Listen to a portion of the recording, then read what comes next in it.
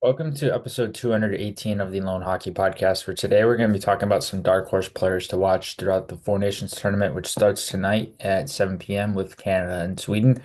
And first off, we'll start with the jerseys. I actually want to evaluate the jerseys first because I feel like this is kind of a controversial thing. But with the jerseys, I feel like Sweden has the best.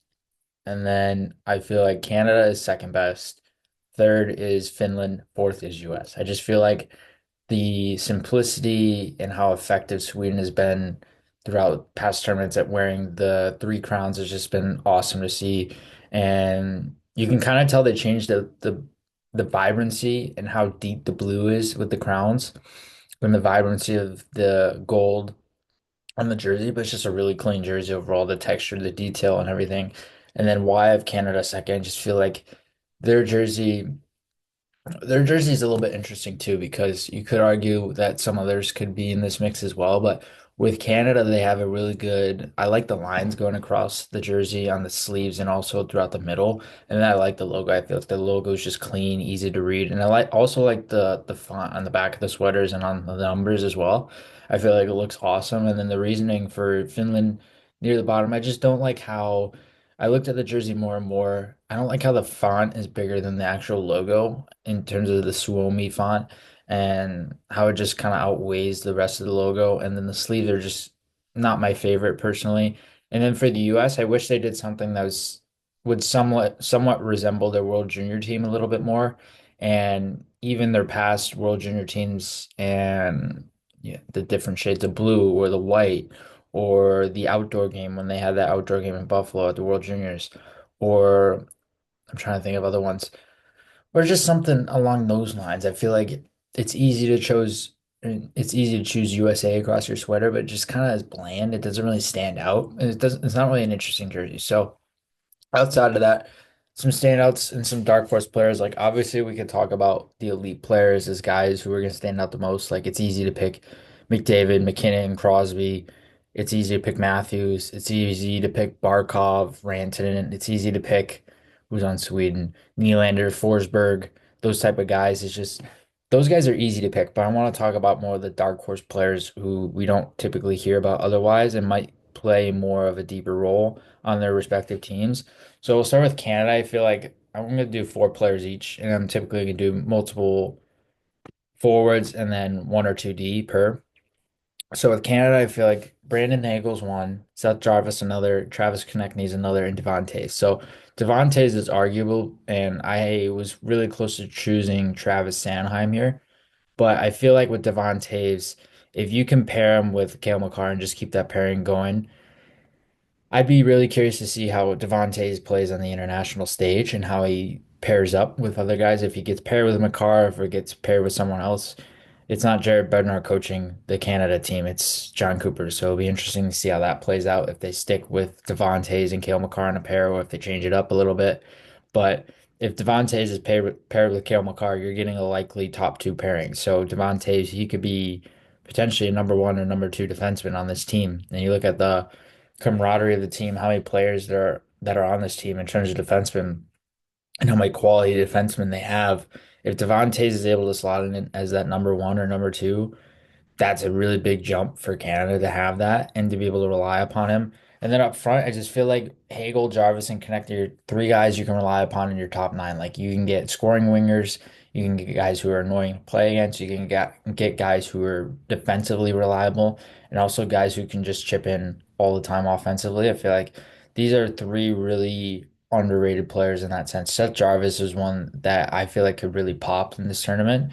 And I'd be really excited to see how he trends in his game and what he does throughout this tournament because he's fascinating to watch. He's obviously having a really good year. He's played really well as of late, which could translate better for some of the players. Like we talk about players who are the utmost elite players, but players who are playing better lately, they might have a better chance of being successful in this tournament based on recent play.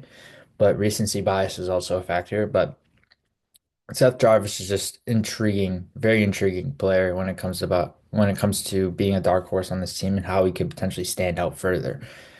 And then for Finland, I'm going with Mikael Granlund, Arturi Lehkonen, Anton Lundell, and Asa Lindell. So Finland, arguably the worst among the four teams here. But when it comes to defense, especially without Miro Heiskanen, they don't have much. That's just the reality of what they have. And you're gonna have to rely upon Asa Lindell as your probably number one defenseman and a guy who can play all situations. Not the most offensively prone, but he's gonna be playing a lot more offensively throughout this tournament, I would imagine.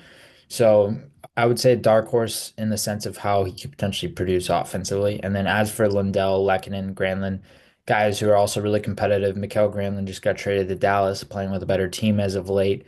Arturi Lehkonen has just been rolling. They have Lehkonen on the line with Nathan McKinnon and Marty Necas in Colorado.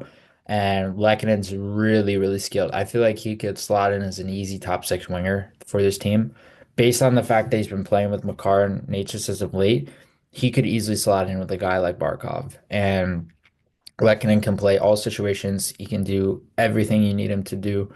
And he can play a shutdown role. He can play a transition offense game. He's really good on line rush, and he's gotten so much better over the course of time offensively. And then Anton Lundell kind of fits that similar mold to Lehkonen in a sense. I feel like with Lundell, you're getting more of an East-West style playmaker than Lehkonen. Lehkonen's more of a straight line player when he's go, go, go in terms of his forecheck and how he's able to create offense sometimes. But Lundell plays a little bit more on the creative side. I don't necessarily see him being a top six guy right away for this team. And given that he's a natural center, I would imagine he slots in as more of a middle six guy in a middle six role. So we'll see what happens there. But yeah, Finland's an interesting team. It's tough to say where they're going to slot in this tournament because anybody can win and it's a week long. So it's tough to give a true answer as to not only who can win, but also who can produce. So you never know. Finland might be a dark horse as a team for this tournament as well. For Sweden, some interesting options here, and I chose Victor Arvidsson, Rickard Rakell, Joel Eriksson Ek, and Gustav Forsling as my four guys. Victor Arvidsson's just a playoff performer, so I feel like him on the international stage, he might be able to thrive in these circumstances and adapt a little bit more effectively. And he's not having the most productive season per se in Edmonton, but when it comes to his game, he can really adapt to these circumstances very well.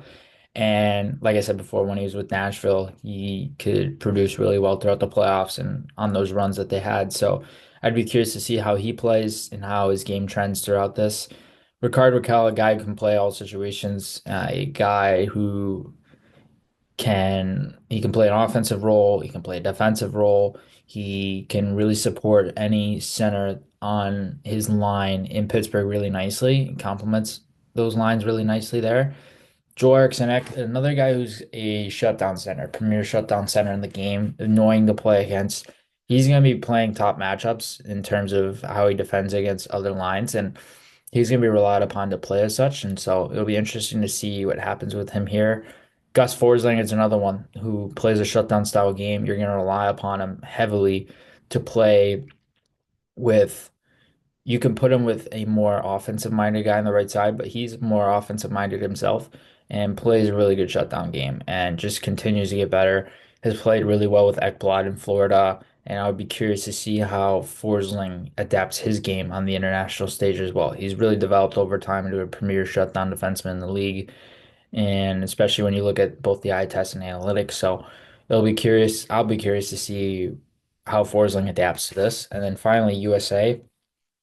This is an interesting one. I chose two defensemen for this team because I was thinking about doing Dylan Larkin up front, but Dylan Larkin's not really a dark horse because everybody knows about him. So I chose Vincent Trocheck and Matt Boldy as my two forwards. And then defensively, I chose Jake Sanderson, who recently replaced Quinn Hughes, and then Jacob Slavin. So Sanderson and Slavin are my two on defense. So I feel like these are really good choices because Trocheck, you can get more of a shutdown game from him, but also an offensive game.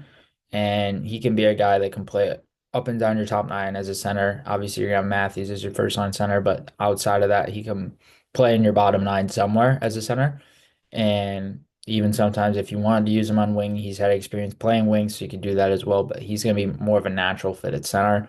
And then Matt Boldy is just one of the younger guys on this team, and Matt Boldy's not necessarily underrated per se in terms of how he's played this season and even in past years now. He's developed into one of the league's better power forwards. He really reminds me of a modern day Marian Hossa and how he plays. And Matt Boldy, even if you play him on a third line role and you don't need to rely upon him a ton offensively, he could still be a guy that can be a really good checker. And that's why I feel like he could be a dark horse is you might not see a ton from him right away offensively, but defensively he can play a really steady all-around game and be relied upon there. And then as for the two defensemen, Jake Sanderson, there's a lot of offensive-minded defensemen on this team. I'm trying to think of some off the top of my head. There's Werenski, there's Hannafin, and there's Adam Fox. Adam Fox plays a really good all-around game though, and you could argue McAvoy, but I don't really think he fits that mold.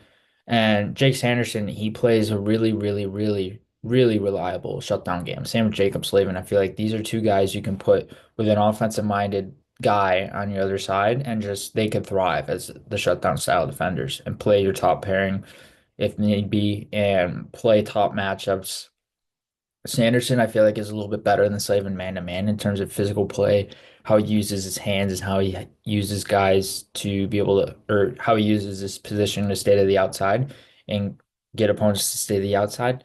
So Sanderson will be an interesting one. I don't envision him playing a ton right out of the gate. I feel like he'd play more of a second or third pairing type role, maybe even a depth role. And Slavin will be interesting. I don't know if Slavin will be a it's tough to say if he'll be a top four defenseman right away because there's a lot of good defensemen on this team, but I could certainly envision Slavin at least being a top four guy based on the reputation that he's garnered in the league thus far. So, oh yeah, and then another offensive-minded D on this team is Brock Faber as a righty. So you can easily rely upon Sanderson and Slavin to play the shutdown game, play heavy defense, play heavy minutes, play PK, whatever it may be. So it'll be interesting to see how this tournament fares out and who ends up winning at the end of this as well.